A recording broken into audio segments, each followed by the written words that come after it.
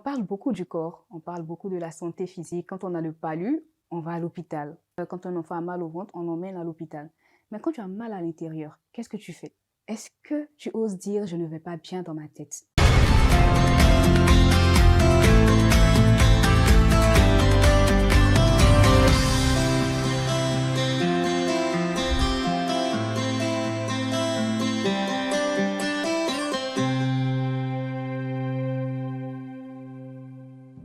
Bonjour à tous, bonjour famille, j'espère que vous allez bien.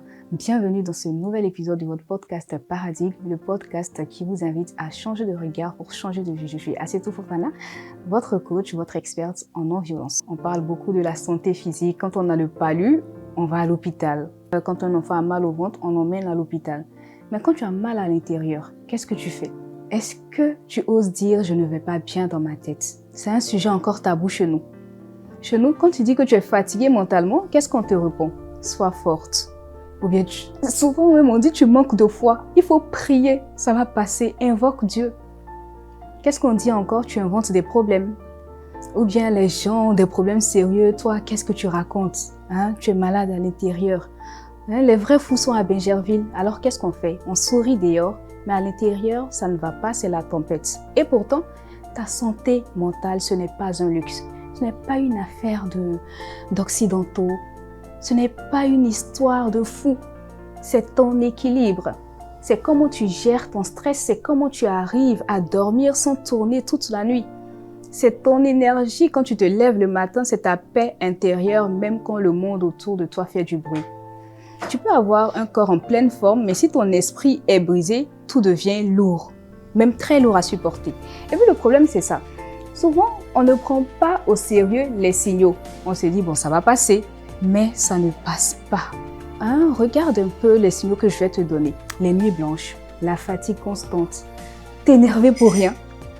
Les pauvres enfants, tu cries tout le temps à la maison, l'atmosphère est invivable. Un autre signe, ne plus avoir par exemple envie de rien, se sentir vide, comme si rien n'avait de sens en fait. On s'est dit, bon, j'ai la flemme en ce moment, je suis distrait. Mais non, souvent, ce ne sont pas que des petits signes à prendre à la légère, ce sont des appels au secours de votre esprit. Alors si tu continues à les ignorer, il y a des choses qui peuvent arriver. Par exemple, certains cherchent à fuir dans l'alcool, dans la drogue, dans les écrans, dans les femmes. Mais pourquoi? C'est une manière de s'évacuer. Parce que souvent, le stress finit par attaquer le corps et souvent, il faut chercher à évacuer. Comment évacuer? Souvent, on n'évacue pas de la bonne façon. Certains même vont au stade de ne plus vouloir vivre. Et certains disent après, mais il avait tout pour être heureux. Non, il n'avait pas la paix intérieure. Alors, n'oubliez pas ceci. Si vous vous sentez pas bien à l'intérieur, n'hésitez pas à en parler. Ne prenez pas cela à la légère tout le temps. Parlez-en, c'est déjà un début, pas demain, pas quand quelqu'un craque, parlez-en. Et si au lieu de dire par exemple à quelqu'un qui ne va pas bien, sois fort, on lui dit viens, parle-moi, je suis là, je t'écoute, je suis là pour toi.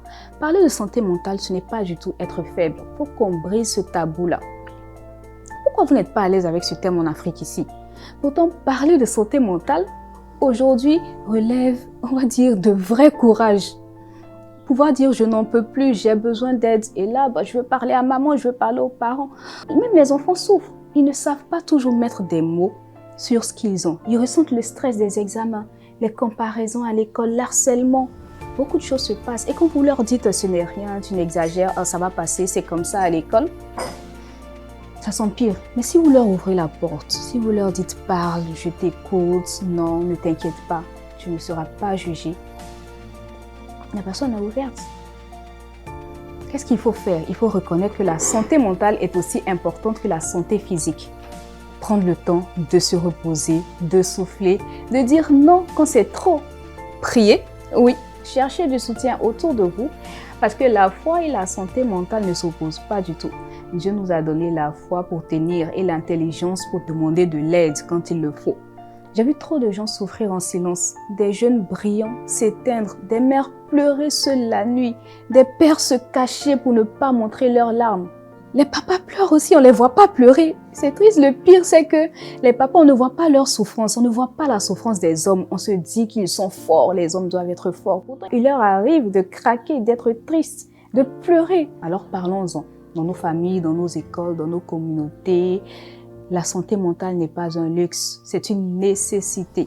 Et c'est exactement ce que je partage aussi dans mon livre, ce que je n'ai jamais dit à mes parents, le livre où les enfants disent enfin ce qu'ils n'osent pas dire. Parce que derrière leur sourire, il y a parfois des blessures invisibles. Et ce livre, il est pour toi si tu veux approfondir, si tu veux apprendre à écouter autrement, à comprendre autrement et à aimer autrement tes enfants.